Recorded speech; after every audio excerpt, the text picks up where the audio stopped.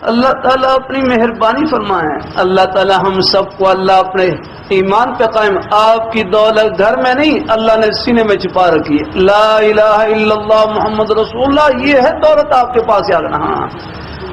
اللہ پاک کی وحدانیت کا اقرار، اللہ پاک کے پیارے حبیب صلی اللہ علیہ وآلہ وسلم، آپ کی محبت عظمت، آپ کی ختم نبوت پر کامل یقین، آپ کے پیارے صحابہ کرام اہل بیت کی محبت، اولیاء کرام بزرگان دین ان کا سایہ، یہ ہے جنت کا توشہ آپ کے پاس پڑ رہا۔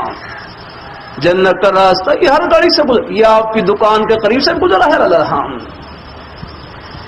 اللہ رحمۃ اللہ علیہ فرمائیں لگے نا، فرمایا کسی کو کوٹھی میں دیکھ کر دنیا دار نہیں سمانا، دنیا دار وہ ہے جو خدا کو بھول جائے، دین دار وہ ہے جو رب کو یاد رکھے۔